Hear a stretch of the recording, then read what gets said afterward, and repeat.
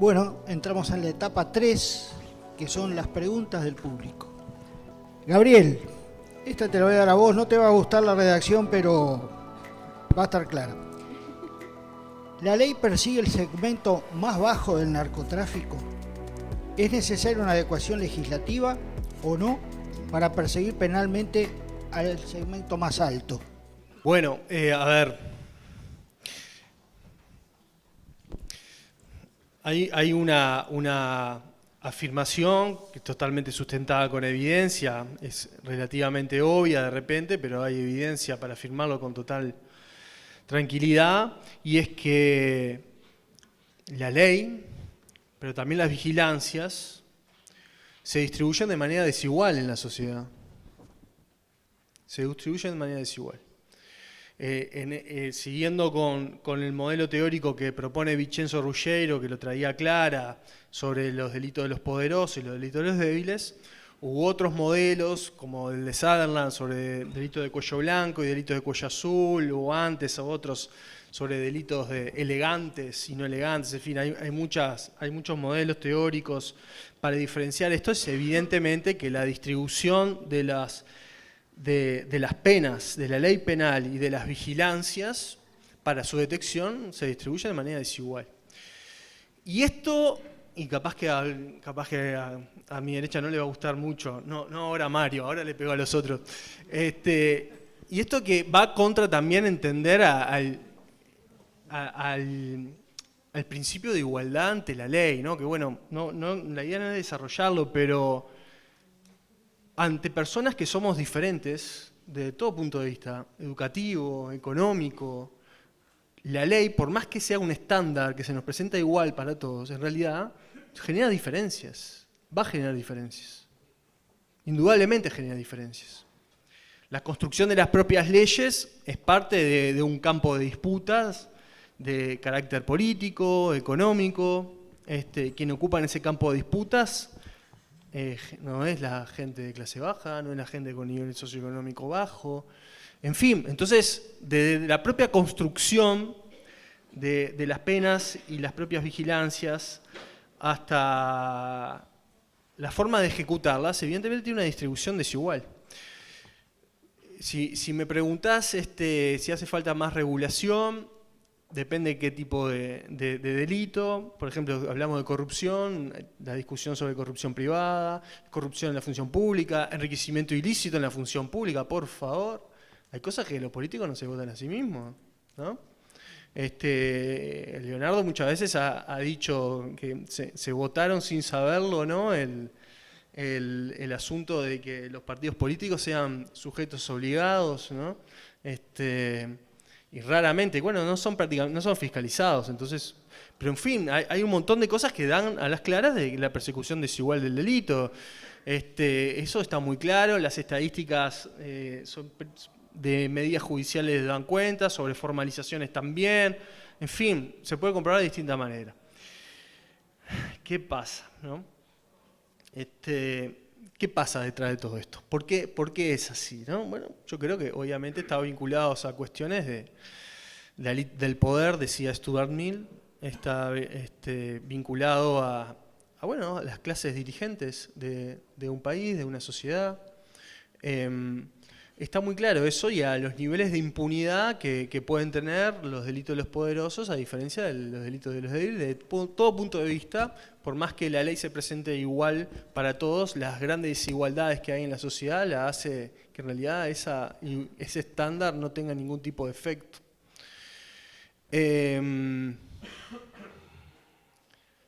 Eso. La pregunta dice, te voy a leer la pregunta y después voy a hacer una ampliación. ¿Podríamos soñar con un estudio sobre el lavado de dinero que genera la prostitución y sus negocios afines como crimen organizado? Esa es la pregunta. El agregado es, Jorge ha planteado muchas veces que a veces investigamos muchos robos de auto, pero no a las organizaciones que se dedican a robar autos y llevarlos al Paraguay, por ejemplo. O sea, ¿cómo globalizás el delito? Aparentemente la pregunta viene por el lado de la prostitución, porque sabemos que existe, pero no sabemos mucho de quién y sobre todo de cuánto mueve y es delito precedente del lavado, no la prostitución en sí, sí, Jorge, yo sé, sino trata, tráficos y afines. Indudablemente que, como decían todos los ponentes, y respondiendo a preguntas, lo que más o menos todos hemos aclarado es que muchas veces vamos a atacar lo que vemos, el clavo que sobresale, y en estos casos hay muchos delitos actualmente precedentes de lavado y se dejan de lado a veces situaciones como una de esas que estamos hablando, de estos colombianos que andan ya hace muchos años andan por todos los negocios ofreciendo pequeñas cantidades, ¿no? Y ha sido un lío porque pasan por todos lados, entonces diferentes jurisdicciones, entonces no hay como en definitiva unirlos a todos.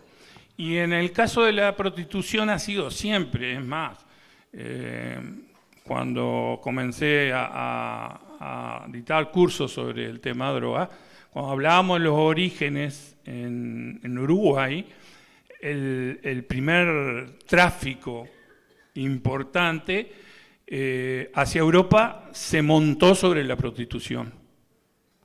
Y la prostitución es el delito precedente en el mundo más viejo que lava dinero. Y es el más apreciado inclusive por organizaciones las más antiguas en el mundo. En el caso nuestro, ha disminuido un poco la cantidad de explotación, pareciera, porque han cambiado los modelos de prostitución. Ahí pareciera otro tipo de modelos que se manejan generalmente a través de Internet. Y evidentemente eso trae a colación nuestras capacidades para alcanzar a investigar sobre estas nuevas técnicas que indudablemente atrás hay una organización. Y indudablemente que en algún lugar del mundo está lavando. Indudablemente. Pero como decimos, creo que nosotros hemos fijado el lavado más que nada a través del narcotráfico, aunque ahí se agregaron montones de delitos precedentes. Pero bueno, por ahora, si tenemos dificultades para investigar eso, más tenemos para investigar esto. Gracias. Gracias.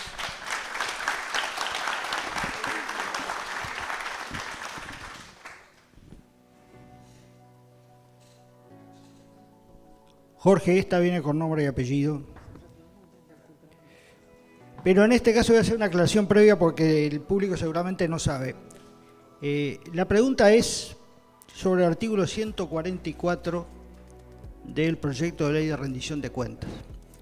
Ese artículo dice algo así como que siempre, dice siempre, que haya una condena o un acuerdo por los delitos precedentes del lavado, se procederá a lo que se llama ahí se decreta, ahí se inventa el decomiso ampliado,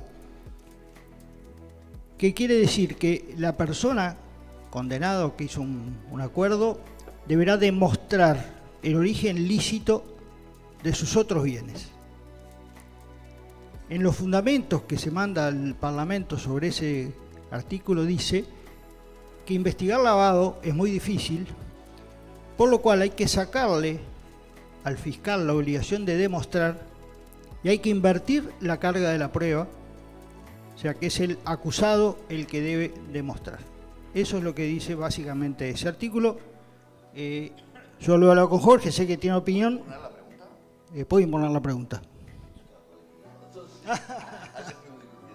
Sí, estos días hemos hablado mucho con Jorge de eso, así que Jorge, esto a ti te da para 1 hora y cuarto o 2 minutos, prefiero 2 minutos. Yo iba a hacer alguna consideración sobre la pregunta que le habían hecho a Gabriel, pero estrictamente la gran diferencia de la punibilidad, de por qué nuestras cárceles están llenas de jóvenes adictos, pobres y analfabetos, dice relación con algo que se llama ideología, y quizás nos metamos en eso en alguna otra parte, pero no quería perder la oportunidad que me brindaba la emisora amiga, porque en definitiva, cuando establecemos leyes penales y definimos cuáles son los bienes jurídicos tutelados, hay una definición ideológica. Cuando yo digo que, salvo la propiedad, la vida y otras cosas que en general puede haber consenso en una sociedad que hay que proteger, pero cuando yo digo que no voy a proteger el ambiente como bien jurídico tutelado, estoy tomando una definición ideológica. ¿Y cómo los protejo también? Porque la estafa tiene un máximo de 4 y la rapiña un mínimo de 4. Pero eso da para otro día. A ver. Está previsto, después de esta ronda de preguntas del público, que cada uno de ustedes tenga unos minutos para hablar de lo que no pudo hablar. En tu caso, en principio vas a ser el último en esa ronda porque ya lo hiciste adelantado. Me parece justo. No sabía, aparte mal yo por no conocer las reglas, pero... a ver, la pregunta es, hay un artículo 144 en la Ley de Rendición de Cuentas que a mi juicio es innecesario, groseramente inconstitucional, y que se plantea en la vieja modalidad del fetichismo normativo, de creer que todo se arregla con normas. Tengo un problema y el legislador cree, tipo Harry Potter, bueno, vengo con varita mágica, habemos norma, entonces el problema se soluciona. La realidad es que, porfiada a ella, por más normas que aprueben, sigue estando allí. Y esta norma no soluciona ningún problema, sino que genera un montón de problemas. Pero voy a explicar muy brevemente. En el mundo existen dos grandes sistemas de perseguir el lavado de activos o de pretender decomisar los bienes que tienen un origen ilícito. Un sistema, que es el que Uruguay siguió, que es el buscar el decomiso de los bienes, o sea, la incautación, decomiso de los bienes que tienen un origen ilícito a través del proceso penal. En el proceso penal, entonces, se discuten dos cosas: la responsabilidad penal del individuo y, además, qué bienes van a ser decomisados como consecuencia de esa responsabilidad penal. Ese es un modelo. Hay otro modelo que nace en Colombia y que tiene origen, cuando no, en el inefable Pablo Escobar Gaviria, porque cuando el señor Pablo Escobar Gaviria murió, tenía algo así como unos 3.000 millones de dólares que pasaron a sus herederos, y sus herederos no habían cometido ningún delito. Entonces Pablo Escobar no fue condenado, no se le podían decomisar los bienes y los bienes pasaban a sus herederos. El Estado colombiano, a instancias o como causa de Pablo Escobar, cambia por tercera vez la Constitución colombiana y dice que la Constitución colombiana protege no la propiedad, sino la propiedad lícita. Y crea un instituto que se llama la extinción del dominio, que es un proceso civil, no penal, donde el fiscal que representa al Estado dice: señor fulano de tal, los bienes que usted tienen un origen ilícito por tal o tal cosa, y ahí sí se invierte la carga de la prueba, pero estamos en un proceso civil, no en un proceso penal, no estamos vulnerando garantías fundamentales, y en definitiva el individuo tiene que de alguna manera acreditar que esos bienes tienen un origen lícito. Proceso civil, sistema colombiano que se ha extendido a lo largo, pero no es el nuestro. En el medio de estos dos sistemas hay algunos mecanismos que engarzan, que son el delito de enriquecimiento ilícito y el delito de enriquecimiento injustificado, que de alguna manera, entre comillas, facilitan la prueba del origen ilícito de esos bienes. Lo que no puede pasar en un Uruguay que rechazó la creación del delito de enriquecimiento ilícito, porque en la legislatura anterior se propuso y no se votó, entonces el sistema político uruguayo tomó la decisión de no aprobar el delito de enriquecimiento ilícito, no en esta legislatura, en la legislatura anterior, palos porque bogas y palos porque no bogas, yo en eso no me caso con nadie, y claramente ese es un sistema intermedio. Lo que pretende este artículo es meter dentro de un sistema de proceso penal, donde el Estado tiene la carga de la prueba, meter una norma que viene de la extinción del dominio, y por tanto es clara y groseramente inconstitucional. Pero además es innecesaria. ¿Por qué? Porque está el artículo 52, y como cualquiera que aprenda a contar, después del 52 está el 53. Bueno, estos meten un 52 bis en el medio donde proponen este disparate. Pero el 53, que es el que le sigue, porque se ve que el que propuso el artículo ni siquiera leyó toda la ley, dice algo más o menos parecido, pero con una correcta técnica legislativa. Por ende, es innecesario y es groseramente inconstitucional, y espero que no se apruebe, porque realmente no le van a solucionar el problema a los fiscales, le van a dar más trabajo, porque lo que vamos a hacer los defensores, si algún día nos toca, es plantear la inconstitucionalidad de esa norma sistemáticamente. Con lo cual, además, cualquiera que entienda de derecho sabe que cada vez que un abogado tiene la posibilidad de plantear la inconstitucionalidad, no solamente logra que esa norma no se aplique, sino que logra que el proceso se tranque y se demore. Ergo, con todo respeto, creo que pediría con humildad que la norma no se apruebe. Gracias. Gracias, Jorge. Nico, tengo 2 preguntas para vos. Voy a elegir una. No, me parece que la que va para otro lado de lo que hemos hablado. Dice algo así como que, dado que una vez finalizada la evaluación nacional de riesgo se está desarrollando una estrategia nacional, ¿qué acciones concretas entienden que no deben faltar en un plan de acción para los próximos años? Lo interesante de todo esto es que la Estrategia Nacional de Riesgo va a marcar la agenda del próximo gobierno. Porque de alguna manera el próximo gobierno va a tomar esta estrategia y va a decir si es consistente con la evaluación nacional de riesgo, que reitero ha sido muy honesta y muy dura. Bueno, esto es lo que deberíamos hacer. O sea que sería interesante que esa Estrategia Nacional de Riesgo, y me consta que va a ser así, por lo que dijo la CENACLAF, sea muy abierta, cosa que mucha gente pueda intervenir en cosas que me parece que son necesarias para Uruguay. Yo creo que la primera cosa que se necesita, y Jorge generalmente lo estoy corriendo por izquierda, ahora me corrió él por izquierda hoy, hoy me ganó porque habló después, debo decir la verdad. Pero no, una de las cosas que Jorge la mencionó, más allá de la broma, es presupuesto. O sea, ahora la rendición de cuentas agrega 15 cargos a la CENACLAF, que probablemente por la burocracia para que 15 cargos se cumplan, recién sea la próxima administración que lo haga. Lo segundo es que me parece que en la rendición de cuenta pasada, el prosecretario de la Presidencia dejó formar parte de la Coordinación Nacional de Lavado, de control contra el lavado de activos. Entonces, lo primero que tiene que hacer el próximo gobierno es decir, esto es un tema importante. Porque para este gobierno, por lo menos en este aspecto, que para mí fue muy significativo y simbólico además también, ¿no? Es decir, me parece que esto tiene que volver al más alto nivel de la agenda. Un poco lo que decíamos. Me parece que una estrategia requiere recursos, requiere consistencia en que esos recursos se mantengan más allá de los cambios de gobierno. Me encontré con un policía que trabajó creo que del año 2005-2006 y ahora por suerte alguien lo rescató y está trabajando en Fiscalía, pero es uno de los tipos que está ahí, así que sé que sabe de estos temas. Y bueno, esa persona no puede estar desperdiciada en el buen sentido, más allá que en Fiscalía no está desperdiciada, pero no puede estar fuera de lo que es la investigación.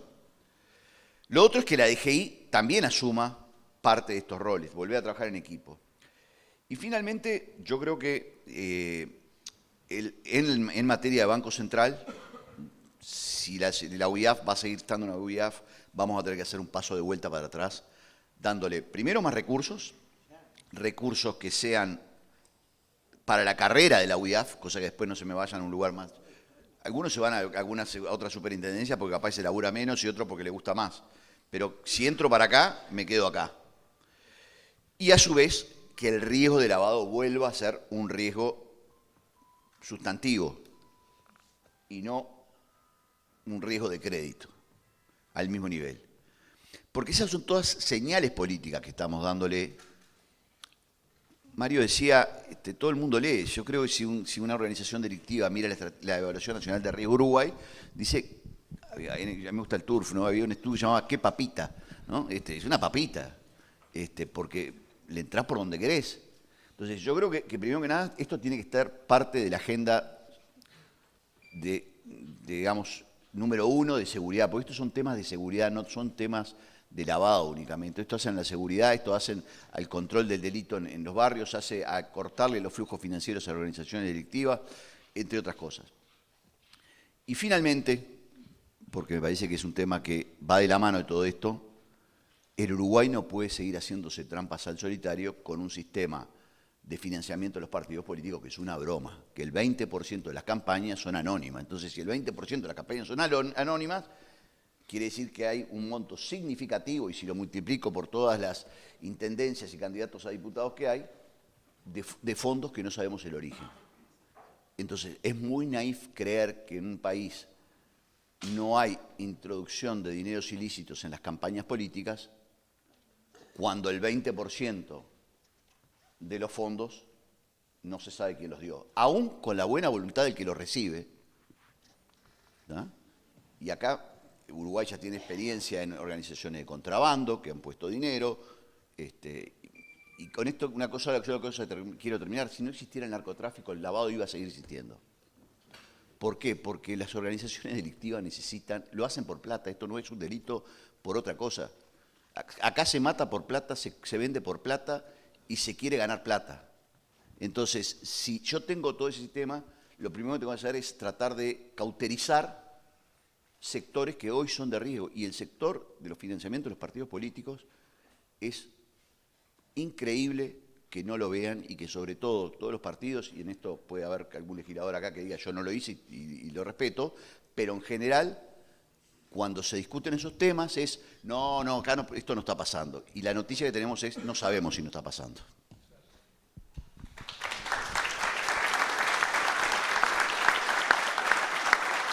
Capaz que hago una pregunta. Y voy a hacer una pregunta, es una pregunta menor. Es una pregunta, en todo lo que hemos visto, un tema menor, pero nadie me cree. No, es un tema menor. O sea, y además Jorge va a ir para vos y es rapidísima la respuesta. Porque va para vos porque vos planteaste el tema de la UIAF en el Banco Central. La persecución de cualquier delito, el lavado inclusive, ha sido, no en Uruguay, sino en otros lados, también una herramienta de imposición política de unos sobre otros, de denuncias de unos sobre otros, de los que están en el poder sobre los que no están. Entonces, mi pregunta ¿es razonable que en el Uruguay la CENACLAF, que hoy sanciona e investiga, esté en la órbita directa de dependencia del presidente de la República? La respuesta es no, nunca lo fue, no lo es ahora tampoco. O sea, no puede la CENACLAF estar dentro de la Presidencia de la República, un organismo con las potestades que tiene. Vos le agregaste el elemento adicional de lo que se conoce habitualmente a nivel internacional como el lawfare, o sea, o la persecución política o la persecución jurídica por razones políticas, por llamarlo de alguna manera. Aun cuando no existiera eso, no es razonable, porque desde Montesquieu para acá existe algo que se llama los frenos y los contrapesos. No estamos inventando nada. No podemos colocar una herramienta. Por alguna razón en el Uruguay, en algún momento creamos la Corte Electoral y la pusimos como organismo extrapoder. Y creamos el Tribunal de Cuentas, aunque para mucho no sirve últimamente, pero en definitiva, y lo colocamos fuera de los poderes, de los tres poderes clásicos. Y creamos el Tribunal de lo Contencioso Administrativo y lo colocamos fuera de los tres poderes clásicos. Es decir, en sustancia, para que existan frenos y contrapesos, tiene que funcionar de otra manera. La CENACLAF no puede. Te diría que es más razonable, aunque no estoy de acuerdo, que la UIAF esté en el Banco Central que la CENACLAF esté en el Poder Ejecutivo. Gracias. Bueno, tienen 3 minutos cada uno, o 4 a lo sumo, para plantear lo que no han podido plantear y quieren plantear. Para disparar va a ser después. Y vos vas último en esta tanda, castigado. Gabriel, ¿qué te gustaría agregar? Bueno, o sea, Jorge va a hablar sobre lo que dije antes y no me da la oportunidad de contestarle. Eso lo quiero dejar en claro. Perdón, no me di cuenta, perdón. No, aparte arranqué primero siempre y no tuve oportunidad de réplica en ninguna instancia. Bueno, ahora tenés. Ahora tengo. Muchas gracias, Ricardo, sos muy amable. Varias cosas. Un elemento que me gustaría dejar planteado es es el siguiente: ¿hasta qué punto estamos dispuestos a proteger el capital? Me parece que dar una respuesta a esa pregunta allana cuestiones que tienen que ver con las vigilancias, los controles y los castigos relacionados con el lavado de activos y el resto de los delitos que necesitan del lavado de activos para llevarse a cabo, para desarrollarse como tal. Y en relación con esto hay otro elemento muy sustantivo, que son las redes de protección al capital, pero también a los instrumentos, las figuras, etcétera, ¿no? O sea, yo me quedé con la pregunta que le hizo Laura a Leonardo, para mí sumamente pertinente, porque estamos llenos de ejemplos de ese tipo donde hay cosas que parece que rozan la ilegalidad o son ilegítimas pero legales, y que operan para el desarrollo de mercados ilícitos. Fíjense que algo se habló muy poco, que en relación con el BPA, con la banca privada de Andorra, que participó en los escándalos del Lavallato, ¿no? Que todos conocen acá, por el cual ahora H está siendo investigado en Perú, fue una institución financiera externa. Es un instrumento legal. Hoy en día no hay ninguna institución financiera externa que, entre otras cosas, acá gente sabe mucho más que yo sobre el respecto, pero permite a esa institución financiera externa operar como una banca offshore hacia el exterior, transacciones de instrumentos, de valores hacia el exterior. ¿Por qué Uruguay tiene eso? Esos son los temas que a mí, sobre todo, me interesan poner el ojo. Estas cuestiones de la legalidad que favorece el desarrollo de determinadas actividades ilícitas y que protege el capital, y hasta qué punto lo queremos proteger, estamos dispuestos a protegerlo de esa manera. Ustedes saben que la banca privada de Andorra participó de todo esto, pero hay casi una decena de uruguayos, a los cuales yo llamo protectores del capital, devenido de cierta literatura, que están siendo investigados por países extranjeros, Panamá, Perú, la misma Andorra. Una decena. ¿Y acá? ¿Qué pasa en casa al respecto? O sea, ¿hasta qué punto estamos dispuestos a proteger el capital? O la pregunta, comentario, sugerencia que decía Laura, está claro que ahí también hay una cuestión de favorecer ciertos instrumentos financieros, bancarios, de créditos, que en el caso de Laura tiene una clara, en el ejemplo que ponía Laura, claramente tiene como público destinatario la clase baja, sobre todo la clase baja, y también cuando hablamos de los eslabones más expuestos del mercado de las drogas ilegales, es la clase baja. Y volvemos a hablar de la desigualdad, de la distribución, de los delitos, de los castigos, de los controles, pero también de cómo los mercados ilícitos explotan las vulnerabilidades. Volvemos a lo mismo de distintos lugares. Y esta protección del capital no la ve en la clase baja ni la clase media. No la ven. Entonces otro tema que me gustaría desarrollar, que ya me chavé con esto, pero que me parece que es muy importante, porque las distintas investigaciones que venimos haciendo en Uruguay lo dejan claro, porque hay evidencia, fíjense, hay evidencia de lo que les voy a decir desde el siglo XVII en Holanda, que interviene en el ejercicio o en la mayor exposición a cometer actividades delictivas, sobre todo asociadas al mercado de las drogas ilegales o a homicidios, que tienen que ver con la masculinidad hegemónica que está asociada al ejercicio de la violencia. Y eso no se habla en ningún lado, yo lo digo acá, y de repente no se entiende absolutamente nada y no me da el tiempo de desarrollarlo, y así mismo cuando lo desarrollo y muestro la evidencia, no se entiende de que eso también es parte de una política de seguridad, no todo hay que caer en el Ministerio del Interior como el gran agente para solucionar estos temas. Fíjense que trabajar en un aspecto cultural, de sensibilidad y también emocional, como son las masculinidades hegemónicas, aquella asociada al ejercicio de la violencia, tiene que ver en la comisión de un delito y tiene que ver en las lógicas que operan en los territorios en el ejercicio de la violencia. Y no aparece nada así cuando pensamos en un plan de seguridad o en un plan integral de seguridad o como quieran llamarlo. Nada, absolutamente nada.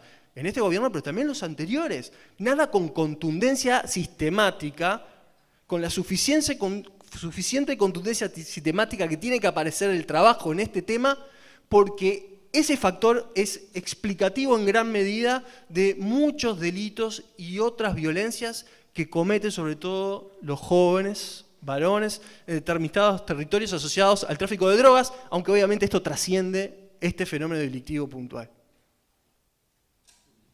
¿Ah? Pero esto tiene que ver, bueno, perdón. Ahora voy a agradecer, sí, a Siembra por crear estos espacios, estos ámbitos y tener también el honor de formar parte de con ustedes, este espacio que, como dice, sembramos e intentamos cultivar. Sembramos información, suponemos, y para que se produzca conocimiento el día de mañana, es decir, que recibamos, cultivemos conocimiento. En estos temas que son tan sensibles, tan esenciales para nosotros como ciudadanos, primero, para nosotros como ciudadanos. Entonces, por supuesto, ahora sí digo que comparto absolutamente lo que dijo René, en fijar ese tema. Yo he estado en el cumplimiento de la ley. Yo no tengo nada que ver con quien legisla. Simplemente debo cumplir, es mi misión, cumplir la ley y ser auxiliar de la justicia, en este caso ahora con el nuevo cambio, como auxiliar de los fiscales. Y yo creo que no todo es malo, creemos que hemos avanzado, creo que ahora tenemos un nuevo proceso y que eso nos obliga a pensar, a reunir a la gente con información, a pensar el futuro para la aplicación de la ley en un entorno de seguridad y de calidad de vida que nos quieramos brindar nosotros. Por eso, para mí, es fundamental desde el punto de vista policial la inteligencia. Más allá de castigos, de sanciones, lo más importante en un país es la inteligencia. La inteligencia para desarrollar los programas, los planes que se van a aplicar, que deben ser transparentes, deben ser entendibles para todos, cosa que no continuemos en un camino de conflicto y de violencia, a la cual, si le sumamos más violencia, va a terminar en lo que ya han terminado en otros lugares, y va a haber muchos más muertos, y va a haber mucho más víctimas, que no van a ser tampoco solo de las clases bajas. Entonces, para mí, la función del director de inteligencia del Estado es clave, sí, debería, es clave para desarrollar en una gestión y atender todos los asuntos que tienen que ver con sensibilidades estratégicas, geopolíticas de nuestro país. Como él decía, ¿hasta dónde defendemos el capital? Es decir, lo convertimos. Necesitamos que nosotros y nuestra gente trabaje. Que tenga trabajo y que gane bien. Necesitamos eso. En lo básico, en definitiva, se termina. Luego, entonces está en la equidad, en el equilibrio, que dijo él, de hasta dónde regulamos, dónde sancionamos. Para la policía es necesario inteligencia. Y lo otro es capacitación y lo otro es motivación. Son las cosas necesarias para emprender el camino. Un camino que ya se inició, ahora está parado, pero ya se inició. Muchas gracias. Poca cosa voy a decir, pero sí, hay 3 o 4 hechos que a mi juicio últimamente me han llamado mucho la atención.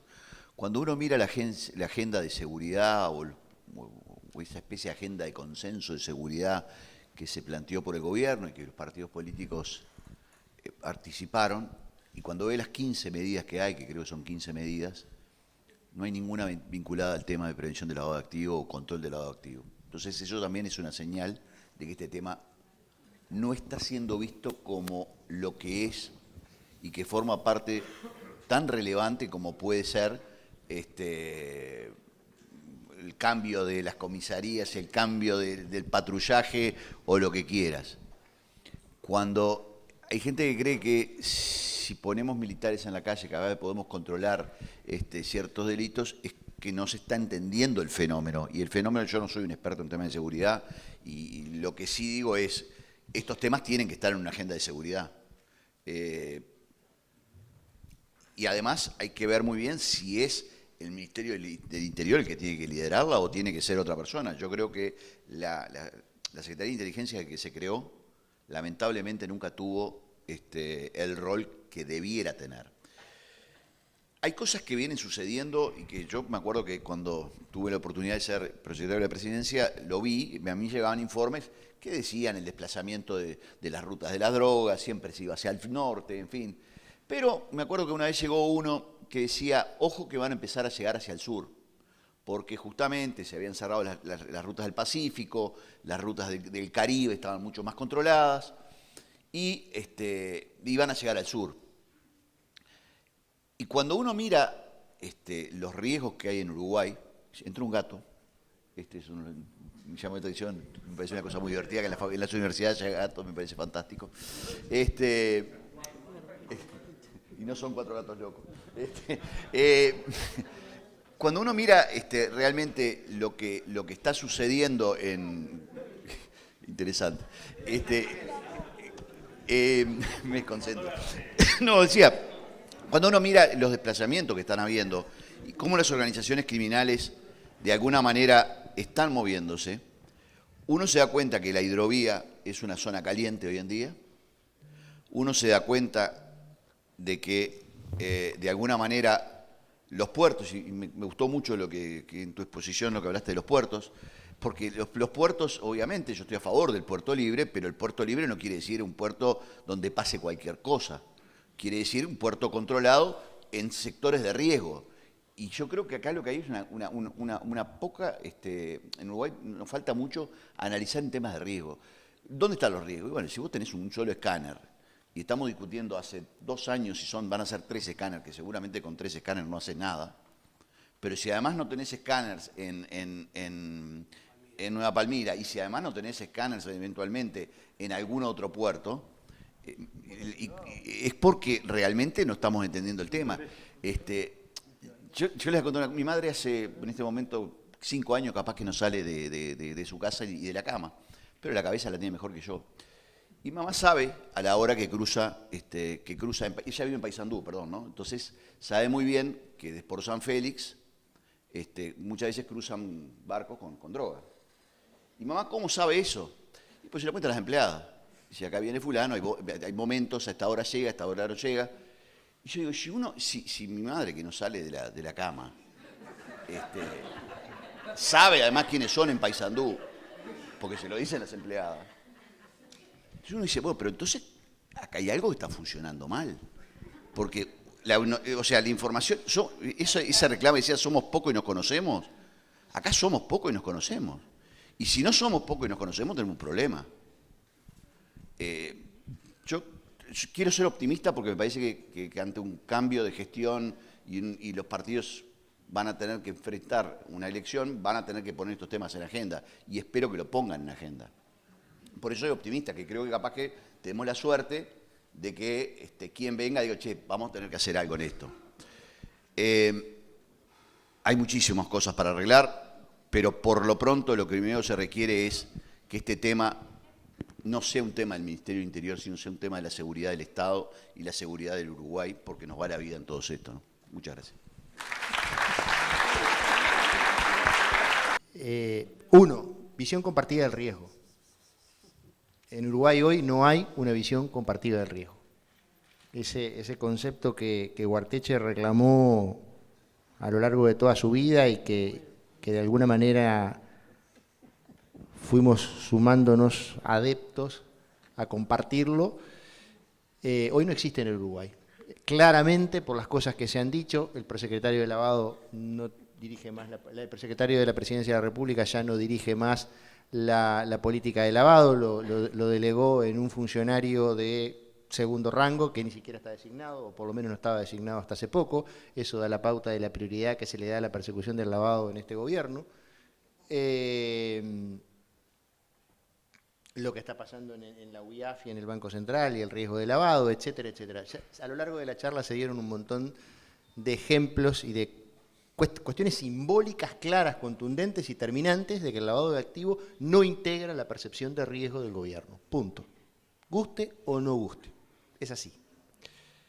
Entonces, tenemos que tener una visión compartida del riesgo. Es necesario tener una visión compartida de los riesgos de seguridad y es necesario incluir dentro de esa visión compartida del riesgo el lavado de activos. Sin eso, sin ese punto número uno, es muy difícil. Segundo punto, una política de seguridad. Que la política de seguridad no es decir cuántos patrulleros pongo acá o si voy a hacer aquello. Eso no es política de seguridad. En todo caso, eso será, una metodología policial de trabajo que busca dentro de una política. Pero política de seguridad con dos componentes fundamentales que son prevención y represión. Prevención y represión. La prevención es tan o más importante que la represión. Y la prevención no es una tarea estrictamente policial, sino que es una tarea que involucra a todos los estamentos del Estado y a todos los estamentos de la sociedad. Y luego, dentro de esa política de seguridad, represión. No hay que tenerle miedo a las palabras, se llama represión. Y dentro de la represión está la política criminal del Estado. La política criminal, que sería el tercer paso. Una política criminal del Estado define, a ciencia cierta y con definiciones políticas, no hay que tenerle miedo a las palabras, definiciones ideológicas, claramente dónde se va a ejercer la violencia en forma legal por parte del Estado. Porque la persecución del delito, la cárcel, todas esas cuestiones son ejercicio de la violencia estatal. No hay que tenerle miedo tampoco a las palabras. Por ende, definir cuál es la política criminal del Estado y, en definitiva, cuándo el Estado va a ejercer violencia para sancionar determinadas conductas, forma parte de una política criminal clara, que hoy, si me perdonan, no existe. Porque hoy la política es perseguir todo, como que todo fuera igual. Entonces, eso me lleva al cuarto paso, priorización en la persecución de los delitos. Porque si yo no priorizo cuáles son aquellas conductas que son más graves y que tienen mayor impacto para perseguirlas, la no priorización implica en los hechos una priorización de la bagatela. ¿Por qué? Porque voy a hacer lo que es más fácil. ¿Y qué es lo más fácil? Y agarrar la flagrancia. Y dentro de la flagrancia, al que agarramos es al que comete delito flagrante y es más ineficaz, porque el eficaz se te escapa. Entonces, el 50% de los delitos que se imputan hoy en el Uruguay son flagrancia. Es decir, estamos imputando la ineficacia. Entonces, priorizar implica destinar mayores recursos humanos y materiales a la persecución de aquellas conductas previamente definidas como prioritarias para sancionarlas. Eso hoy en el Uruguay no se hace. En la Fiscalía, que había un consejo de instrucciones y estaban aquellos delitos que se priorizaban, y la única modificación que hubo en estos 4 años fue incluir el abigeato y el microtráfico. No sabemos qué es lo que se prioriza, no sabemos lo que el sistema político prioriza. No lo dice claramente, porque cuando dice persigo todo, en última instancia me está diciendo no estoy priorizando. Y por último, esa visión compartida del riesgo, esa política de seguridad, esa política criminal, concretada en una priorización, implica necesariamente equipos de trabajo. No se puede, ni en prevención ni en represión, trabajar en forma aislada cada uno por su lado. Eso es una conducta destinada al fracaso de antemano. Entonces, no podemos estar peleándonos, policías, fiscales, abogados, la CENACLAF, no, acá hay equipos de trabajo, pero para eso se necesita tener claro cuál es la política,